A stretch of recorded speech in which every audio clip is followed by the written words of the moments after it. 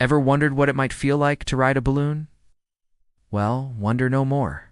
Here's what it feels like to ride a balloon.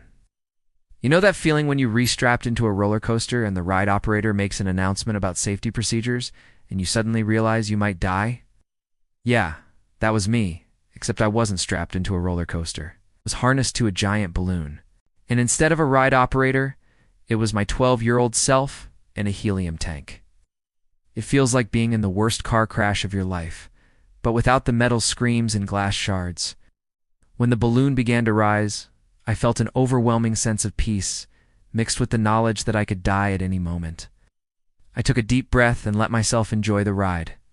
I knew that I was in good hands, or rather in good helium-filled balloon hands. I jumped from the basket and instantly regretted not bringing a bigger camera. When I came to, I was lying on the soft grass with the giant balloon looming over me like some kind of angry, floating circus elephant. I looked up and saw my 12-year-old self climbing down the ladder, their face pale and their eyes wide with fear. "Are you okay?" they asked. I nodded, my throat too dry to speak. "Let's go home now." We both climbed into the basket and slowly, very slowly, we began our descent towards the ground. As my feet left the basket, I felt a rush of adrenaline and the wind tore through my clothes, pulling at my hair and whipping my face. The ground rushed towards me, and I could feel the air resistance as the parachute deployed above me. I leaned back and closed my eyes, letting the wind whip through my hair. For a few moments, I felt free.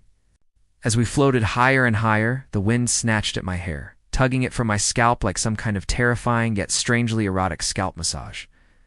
I was still harnessed to a giant balloon floating in the middle of nowhere.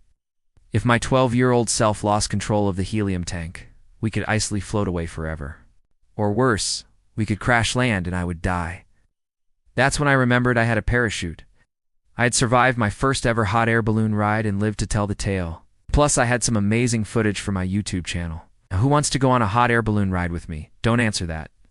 The silence was deafening, broken only by the occasional pop of a passing jet plane's afterburner. As I gazed out at the horizon, I realized just how massive the sky is. I pulled my jacket tighter around me and wished I'd brought gloves. My fingers were soon stiff and cold, making it difficult to operate the camera. The wind howled around me, and I could feel the balloon fighting against the invisible forces of the sky. We were at the mercy of the elements, and I knew that if a strong wind gust hit us, we could easily be blown off course. It's so big that even a giant hot air balloon like the one I was riding is just a speck of dust floating in the immensity above. I felt so insignificant. My heart hammered against my ribs as I scanned the ground below for an escape route just in case. But there wasn't one.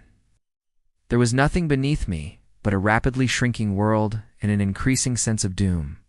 I tried to make small talk with my 12-year-old self, but they were too busy screaming internally to respond. Then I remembered that I had brought a camera and began snapping photos. That is, of course, after I remembered to turn the thing on. After that, I started recording video, capturing the beautiful landscape below in all its tiny glory.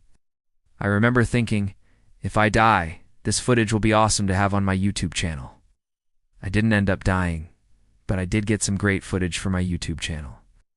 As I ascended higher into the atmosphere, the temperature began to drop. As the minutes passed, I started to relax a little, but then reality set in. Relief washed over me as I unstrapped the chute from the balloon and checked the cord. It was time to take a big leap of faith, and then everything went black. As we landed, I couldn't help but feel a sense of pride.